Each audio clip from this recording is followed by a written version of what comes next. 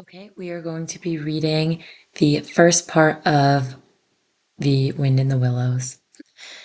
More cleaning his house. The mole had been working very hard all morning, the spring cleaning his little home.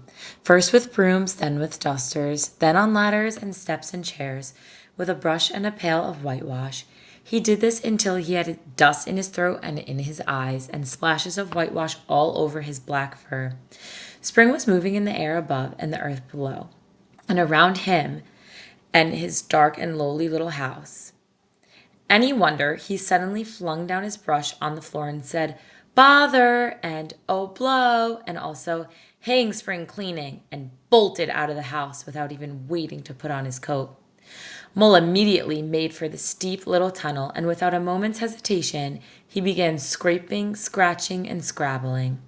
He worked busily with his little paws and muttered to himself, up we go, till at last, pop! His snout came out into the sunlight, and he found himself rolling in the warm glass of a great meadow.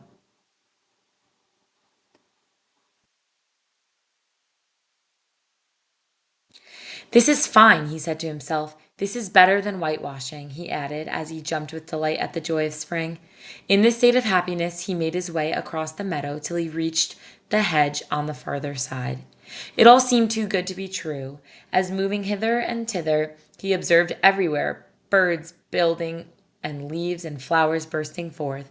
He thought his happiness was complete when, as he meandered aimlessly along, which means walked without purpose, he came to the edge of a full-fledged river. There he stood quite mesmerized, as never before had he seen a river. He watched in awe as it shimmered and shined, gurgled and burbled, swirled and curled its way seaward.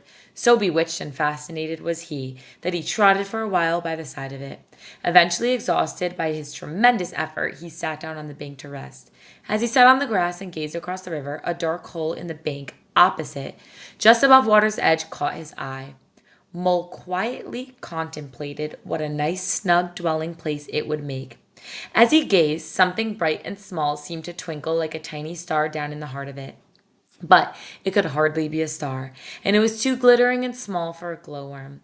Then as he looked, it winked at him, and so revealed itself to be an eye, and a small face began gradually to grow up around it like a frame round a picture. A brown little face with whiskers, a grave round face with the same twinkle in its eye, small neat ears, and thick silky hair. It was a water rat. The two animals stood and regarded each other cautiously. "Hello, Mole," said the water rat. "Hello, Rat," said the mole. "Would you like to come over?" asked the rat.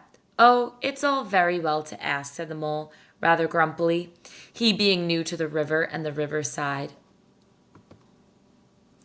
This is a glowworm. It is like a firefly where it glows in the dark, but it's a beetle. The rat said nothing, but stooped and unfastened a rope and hauled on it, then lightly stepped into a little boat which the mole had not observed. It was painted blue outside, the white within, and was just the size for two animals. The mole loved it immediately.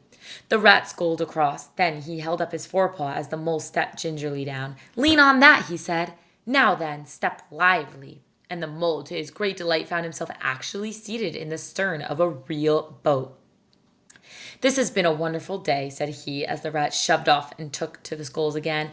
"Do you know I've never been in a boat before all my life?" "What?" cried the rat, open-mouthed. "Never been in a... You never...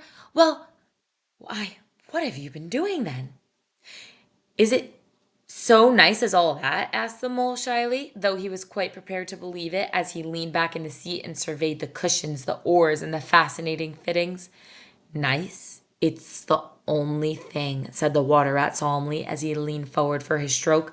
"Believe me, my young friend, there's nothing, absolutely nothing, half so much worth doing as simply messing around in boats. Simply messing," he went on dreamily.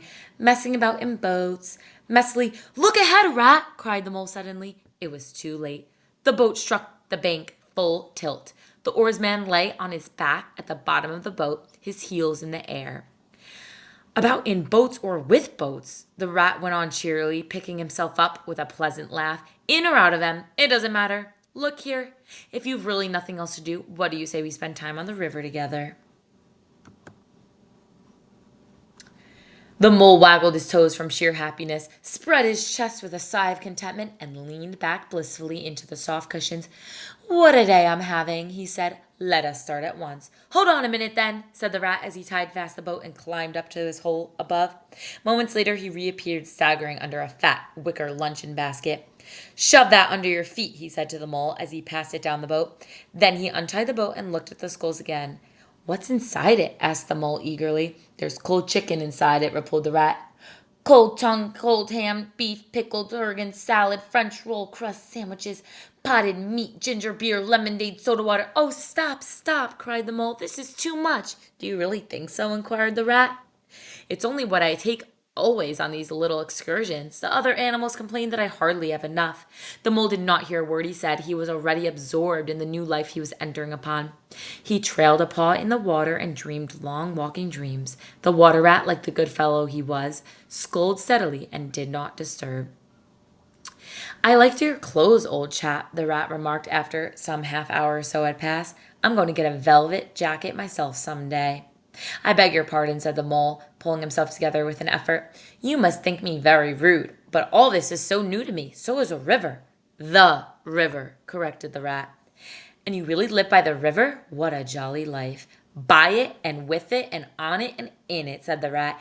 It's brother and sister to me. It's aunts and uncles and company and food and drink and naturally washing. It's my world and I don't want any other. But isn't it a bit dull at times? The mole asked. Just you and the river and no one else to pass a word with? No one else to, well, I mustn't be hard on you, said the rat. You're new to it. The bank is so crowded nowadays that many people are moving away altogether. Oh no, it isn't what it used to be at all. Otters, kingfishers, dabchicks, moorhens, all of them, about all day and always wanting you to do something, as if a fellow had no business of his own to attend to. These are the animals that we were speaking about. What lies over there? Asked the mole, waving a paw toward the background of the woodland that darkly framed the water meadows on one side of the river. Well, replied the rat hesitantly, that's the wildwood. We don't go there too often. Are there scary creatures there? Mole asked, trying not to tremble. The squirrels are all right, Rat replied, and the rabbits, some of them, but rabbits are a mixed lot. And then there's a badger, of course. He lives right in the heart of it. Wouldn't live anywhere else, either. Dear old badger, nobody interferes with him. Why? Who should interfere with him? Asked the mole. Well, of course there are others, explained the rat, in a hesitating sort of way. Weasels, stoats, foxes, and so on. They're all right in a way. I'm very good friends with them, past the time of day when we meet, but you can't trust them, and that's a fact. And beyond the wildwood, Mole asked. Beyond the wildwood is a wide world, said the rat, and that's something that doesn't matter either to you or to me. I've never been there, and I'm never going there, nor you are. If you've got any sense, don't ever refer to it again, please. Now then, here's our backwater at last, where we're going to lunch.